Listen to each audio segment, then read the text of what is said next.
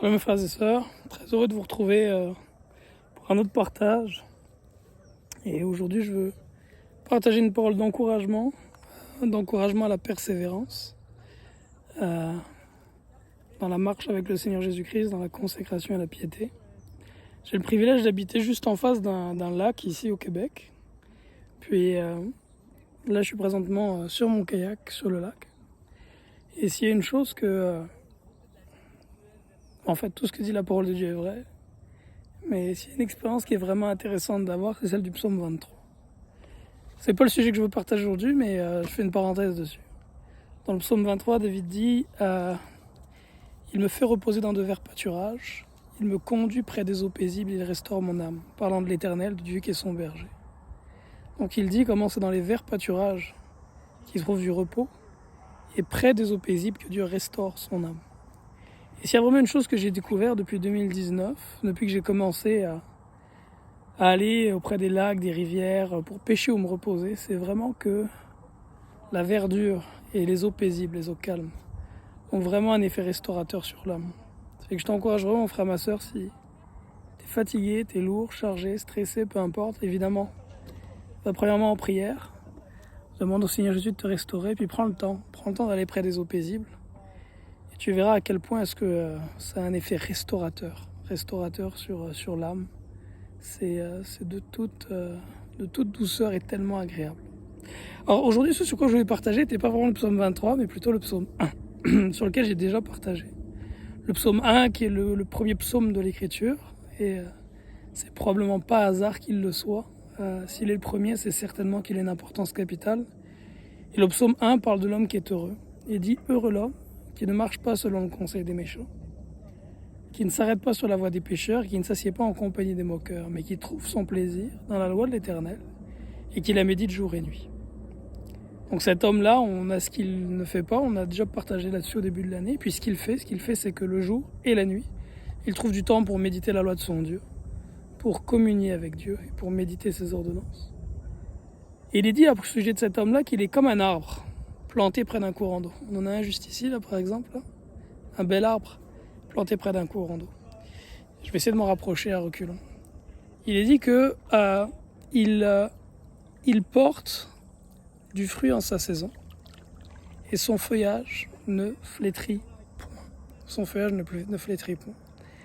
Alors, ce qui est intéressant au sujet de l'arbre qui est planté près d'un courant d'eau, et c'est ce que je veux partager aujourd'hui, c'est qu'avant d'être majestueux et beau comme cet arbre que vous voyez ici derrière moi, là, que j'ai pointé du doigt tantôt, il a tout d'abord été planté, cet arbre. Planté par un homme ou planté naturellement. Une graine qui, par la grâce de Dieu, s'est envolée au gré du vent et est tombée là auprès de l'eau. Mais cet arbre-là, avant d'être majestueux comme il est aujourd'hui, il a tout d'abord été planté. Il a d'abord été une graine. Une graine qui a choisi de se planter près de l'eau. Et cette graine-là, en grandissant, a commencé par être un tout petit arbuste. Un arbuste balayé au gré des vents. Le moindre animal qui serait passé par là aurait pu l'écraser, l'arracher. Un peu trop de soleil l'aurait probablement tué. Un froid excessif l'aurait aussi certainement condamné. Mais chaque arbre commence par être un arbuste. Et c'est cette dimension-là que je souhaite partager à mon frère, ma soeur. C'est que cet arbre dont parle le psaume 1 qui est planté près des courants d'eau, qui porte du fruit en sa saison, dont le feuillage ne se flétrit point, cet arbre a commencé comme tout arbre par être un arbuste. Mais c'est un arbuste qui a choisi de se planter au bon endroit. Il s'est planté près du courant d'eau. Et la parole de Dieu nous dit que cette source d'eau, dans l'Écriture, il est dit que c'est le Père. C'est Dieu le Père des Lumières. Le Dieu d'Israël, c'est lui qui est la source d'eau. Donc cet arbre, qu'est-ce qui fait que cet arbre a grandi, qu'il est si vert et qu'il accueille aujourd'hui même les oiseaux du ciel? C'est qu'il a choisi de se planter à la bonne place. Il est demeuré là. Et en demeurant là, il s'est abreuvé jour après jour de cette eau qui est là et qui lui a permis de grandir et de se fortifier. Avant de devenir un arbre fort comme il l'est maintenant, je veux dire, une voiture pourrait rentrer là-dedans et ne le renverserait pas. Il a d'abord été un arbuste. Un arbuste probablement aussi petit que celui qu'on voit, je ne sais pas si on le voit bien là, mais là, il y en a toutes là, ici, là, il y en a un arbuste là, tout petit. Un arbuste. Et un arbuste, quand il vente, ça chaque dans tous les sens. Quand il fait froid, l'arbuste a froid. Mais à mesure qu'il demeure ici planté près de l'eau, jour après jour, il se nourrit. Et jour après jour, le tronc s'élargit, et sa taille grandit. Ça se fait lentement, ça se fait pas en un mois, ça se fait pas en un an, ni même en 2 années. Pour avoir un arbre beau comme on l'a ici, là, c'est probablement une trentaine d'années que ça a pris. Une trentaine d'années. Et ça, qu'est-ce que ça signifie pour nous en tant que disciples du Seigneur Jésus-Christ? Ça signifie que la première chose, c'est qu'on doit choisir de se planter auprès du Père. Et la parole l'explique très concrètement, qu'est-ce que ça veut dire? C'est jour et nuit de trouver du temps pour aller dans la présence du Père, méditer sa parole et passer du temps dans la prière, comme le sait notre Seigneur Jésus-Christ, le jour et la nuit. Et pas simplement 5 minutes, on est appelé à passer des heures avec lui quotidiennement. Maintenant, ceci étant fait, l'arbuste qui se plante auprès du courant d'eau ne devient pas, parce qu'il a choisi d'être auprès du courant d'eau, du jour au lendemain un arbre fort et grand. Ça prend malgré tout des années. Et de la même façon, mon frère, ma soeur, si tu choisis aujourd'hui de te planter auprès du Père et d'avoir cette discipline de prière, de méditation de la parole jour et nuit, comme le commande le psaume 1, ne t'attends pas à ce que du jour au lendemain les choses changent. Tu vas être éprouvé. Il va falloir que tu attendes avant de voir du fruit dans ta vie. Beaucoup d'arbustes fruitiers, avant de commencer à porter de fruits, demandent plusieurs années. Donc tu vas devoir être patient, attendre, aller devant Dieu, prier, persévérer dans la prière et pas forcément tout de suite en voir le fruit. Mais si tu persévères, tu vas continuer à grandir, tu vas croître peu à peu, de mois en mois, d'année en année. Et par la persévérance, tu finiras par devenir un arbre comme celui-ci, majestueux, glorieux, dont le feuillage ne flétrit point et qui porte du fruit en sa saison. En te positionnant au bon endroit, c'est-à-dire auprès du Père, jour et nuit, et en persévérant dans la communion avec le Père, jour et nuit, de semaine en semaine, de mois en mois et d'année en année. Et c'est après des années que tu commenceras à voir la magnificence de ce fruit-là, si tu ne te relâches pas. Parce que si cet arbre qui est ici derrière moi était déraciné et mis au milieu du désert, malgré que ça a pris 30 ans pour qu'il grandisse et devienne ce qu'il est là, je me dis 30 ans c'est approximatif, ça prendra probablement pas un mois pour qu'il meure.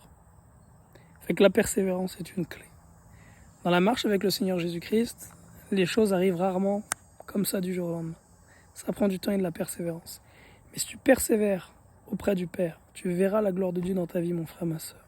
Tu verras la gloire de Dieu dans ta vie par la provision que l'Éternel apportera, la paix, la prospérité, la joie, la fécondité dans le foyer, le salut des âmes autour de toi, le salut des membres de ta famille, le salut des nations vers qui Dieu t'enverra. Tu verras toutes ces choses-là. Simplement, persévère dans la prière le jour, dans la prière la nuit, dans la méditation de la parole le jour, dans la méditation de la parole la nuit. C'était ma parole d'encouragement. Ça fait 16 ans que je sers le Seigneur Jésus-Christ. Je ne sais pas si je suis rendu à un arbre de cette stature, peut-être encore un peu plus petit. À 16 ans, un arbre est probablement pas aussi gros que ça. Mais ce que je peux témoigner, c'est que ma vie avec le Seigneur est bien plus agréable aujourd'hui. Ma vie et ma marche qu'elle l'était il y a 16 ans quand j'ai commencé. Il y a 16 ans, j'étais régulièrement sous l'oppression de l'ennemi, ballotté par toutes sortes de tentations. J'étais désespéré quand j'étais dans l'épreuve. C'était dur, c'était tough. Mais je rends grâce à Dieu, ce qui m'a donné ce privilège, c'est de ne pas abandonner, de persévérer. Et peu à peu, alors que les années ont passé, j'ai commencé à voir la gloire de Dieu se manifester dans ma vie. Sa bénédiction et sa faveur. C'est bien qu'aujourd'hui, le Seigneur me donne de jouir dans sa bonté d'une vie qui est bien plus épanouie qu'elle l'était quand je l'ai rencontré il y a 16 ans. Et de pouvoir être une source de bénédiction aussi pour ceux et celles vers qui le Seigneur m'envoie. Et ce que Dieu a fait dans ma vie, mon frère, mon désir c'est qu'il le fasse aussi dans la tienne. Ce à quoi je t'encourage pour cela vraiment, c'est à persévérer. Persévère, aller dans la présence du Père, jour et nuit. Lève-toi au milieu de la nuit, chaque nuit, va dans la présence du Père. Et prends le temps le jour de t'arrêter pour aller dans sa présence. Là-dessus, que Dieu vous bénisse abondamment. Et je vais vous montrer un petit peu comme le lac est beau avant de vous laisser. Shalom. Je vous rappelle, mes frères et sœurs, que le plus important, c'est que notre Seigneur Jésus-Christ, qui est le Fils de Dieu, il y a 2000 ans, est venu sur cette terre, il a vécu une vie sans péché. Alors qu'il n'avait pas péché, il a subi à la croix le châtiment que nous méritions pour nos péchés. La Bible dit que le châtiment qui nous donne la paix est tombé sur lui et que par ses meurtrissures nous sommes guéris. Aussi parce qu'il est mort, enseveli et ressuscité, si tu crois en lui, que tu te repens, que tu es baptisé en son nom, au nom de Jésus-Christ, tu auras la vie éternelle. Que Dieu vous bénisse. Bye bye.